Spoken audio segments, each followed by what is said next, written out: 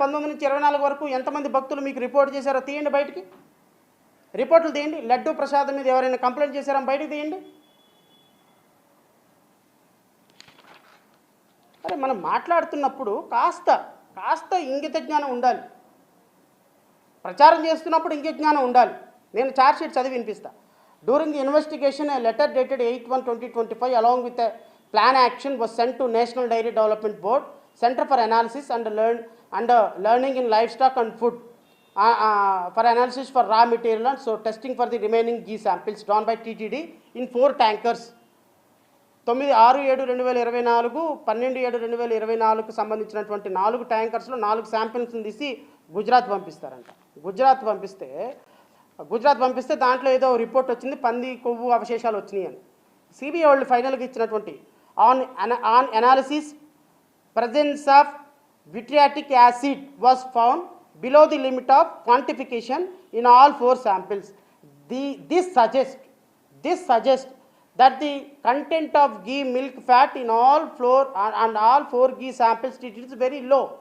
True, వాళ్ళు ఏం చెప్పారు, ఈ 4 ట్యాంకర్స్లో మిల్క్ ఫ్యాట్ అనేది తక్కువగా ఉందని మాత్రమే చెప్పారు. Number 2, presence of lauric acid was found at the rate of 10 so and so and despite very low milk fat contents of the sample, this suggests that there is a presence of coconut oil and palm oil in all 4 ghee samples of TTD. Coconut oil and palm oil ఆ నెయ్యిలో కనిపించింది అన్నారు. Fatty acid analysis in the 4 samples of ghee TTD was found that at the rate of so and so despite very low milk fat content all these sample. This suggests the use of palm oil and palm strategic ghee samples of TTD to make their plasmic acid contents almost equivalent to that milk. And finally, what they concluded, the fatty acid analysis of ghee samples received from the TTD entire ఈ CBI ఇచ్చిన report మొత్తం కూడా ఏదైతే కల్తీ chemical నెయ్యి కలిసిందని చెప్పింది కూడా 6/7/2024లో వచ్చిన ట్యాంకర్లలో నుంచి తీసి ఇచ్చినటువంటి రిపోర్టు. ఈ రిపోర్టుని 2019కి 2024కి శాంపిల్స్ లిఫ్ట్ చేసినట్టుగా, గీని పరిశీలించినట్టుగా మొత్తం అభూత కల్పన చేసి మీడియా మ్యానిపులేట్ చేస్తున్నటువంటి విధానం నన్నైతే విస్మరానికి గురి చేస్తుంది. ఏ ఒక్కళ్ళు కూడా పాయింట్ మాత్రం మాట్లాడటంలా. అసలు మీకు నెయ్యే లేని చోట, నెయ్యి శాంపిల్ లేని చోట కల్తీ కెమికల్ నెయ్యి అని మీరు అనాలిసిస్ చేయడానికి, సిబిఐ అనాలిసిస్ చేయడానికి బేస్ ఏంటో తెలుసా? 26/7/2024 తీసుకున్నటువంటి రిపోర్టు బేస్. ఈరోజు కల్తీ కెమికల్ నెయ్యి అని చెప్తున్నారు కదా, కల్తీ కెమికల్ నెయ్యి అని చెప్పడానికి రిపోర్టే బేసెస్ 6/7/2024 తెలుగుదేశం పార్టీ హయాంలో లిఫ్ట్ చేసినటువంటి శాంపిల్ని పరిశీలించగా వచ్చినటువంటి రిపోర్ట్ ఏంటి తెలుసా? కల్తీ కెమికల్ నెయ్యి. ఇది ప్రూవ్ అయినట్టే. ఎందుకు ప్రూవ్ అయినట్టు అంటే ఇక్కడ శాంపిల్ ఉంది, లిఫ్ట్ చేశారు, దాన్ని కెమికల్ అనాలిసిస్కి పంపించారు, ఒక రిపోర్ట్ ఇచ్చారు. ఈ రిపోర్ట్లో పంది కొవ్వు, ఎద్దు కొవ్వు అది కూడా చదివి వినిపిస్తాను. Last line, in fatty and analysis of ghee samples received from TTD, presence of eicosanoic and docosahexaenoic acid were found below the limit of quantification and all in 4 samples. This suggests that the chances of presence of fish oil in ghee samples of TTD appears very rare. ఈ 4 samples పరిశీలించగా ghee ఆయిల్లో దాంట్లో presence of fish oil, fish oil or ఇంకోటి జంతువుల animal కొవ్వు కలిసిందనేది appears to be very rare. There is no possibility at all.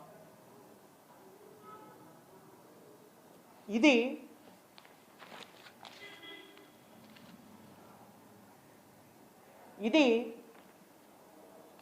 ఓవరాల్గా CBI report యొక్క conclusion.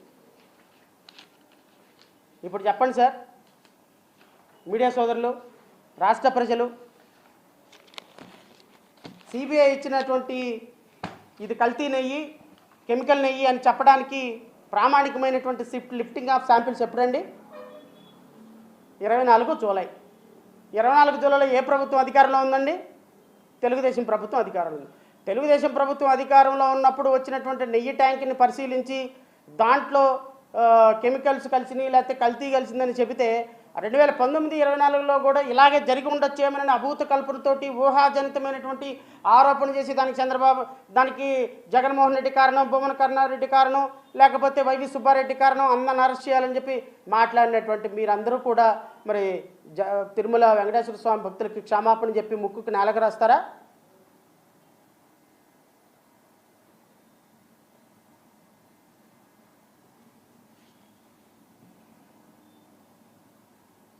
ఇంకోటి కూడా, ఈ బోలేబాబా వాళ్ళు మిల్క్ ప్రొడ్యూస్ చేయలేదు కాబట్టి వీళ్ళు ఏ విధమైనటువంటి ఇది చేయలేదు అని చెప్తారు వీళ్ళు.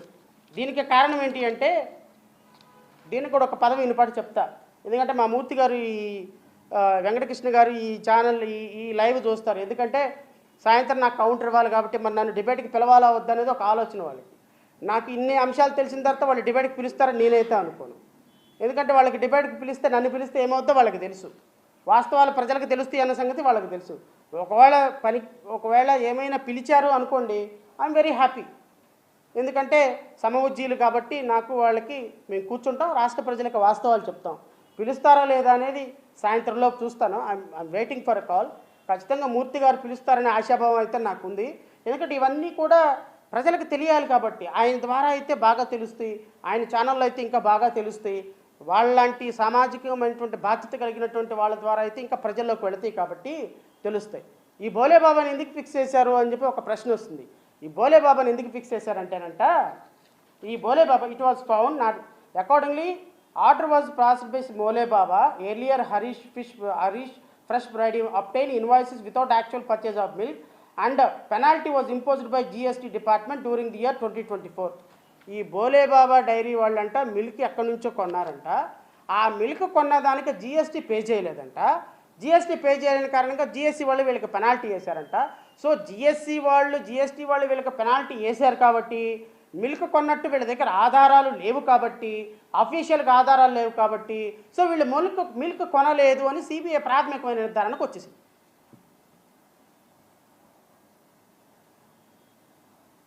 మనకి చిన్నప్పుడు మన కథలు చెప్తారు, చీమా ఎందుకు కుట్టావంటే బంగారు పుట్టలో ఏరు పెడితే కుట్టనా అని అనిందంట.